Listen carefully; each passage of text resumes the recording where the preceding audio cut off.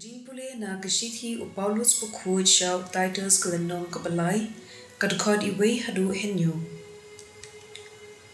Dobin kan mau ya ki priu banlong ki bako ngu ya ki nong sinsyar, bad ki rangba sorkar, ban ko ngu ya ki an, banlong ki bala kloy ban shimti ya kanu kakam bahong. Ong ya ki ban om krans niu yano, ne ban om long ki ba ya kinroy niya. Kidei ban long ki ba jai, bat ki batip akor, bat ki briu baro.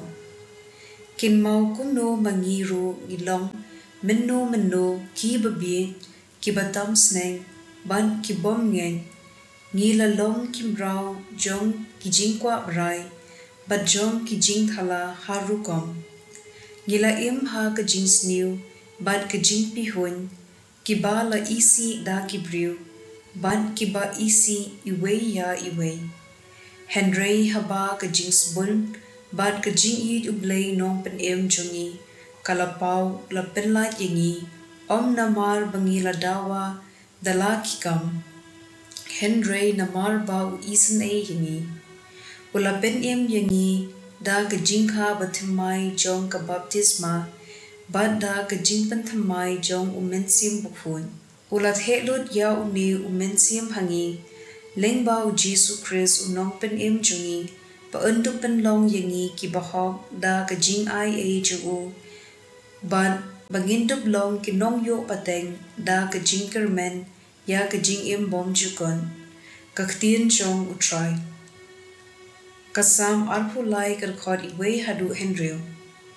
U try u long u nong sharai junga, ngan om kirdu, upen thea yanga ha ki dolangi, pajerngam uyelam yanga harut ki basyam, wat la ngayat ha ka them badum yongen, me pen kre jinbam yanga hakmat ki nong shun junga, me pensle ya ka kli junga, da ka nyang.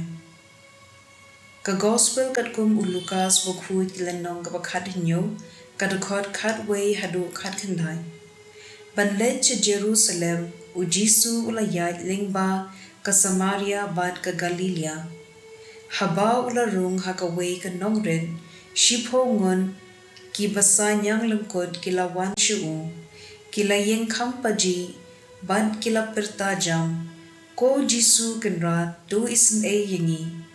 U Jisu ulayo i yeki, bat ulaong, ki pa pet yarade ha kilingdo. Halenti kila khud, uway na ki haba ula yui ba ula kod, ula wan pai, da kabayaro jam ya u Blei. Te u Jisu ula ong, la pen khud shipongon, te hae ki kandai ngot pan. Om shem, u wan pai, bat ban aingu ya u Blei, latang uni u mende. Baru Jisu ula ong hau, yeng jod kilen ka jinge jumpi kala pinkod yepi, ka gospel jong u try.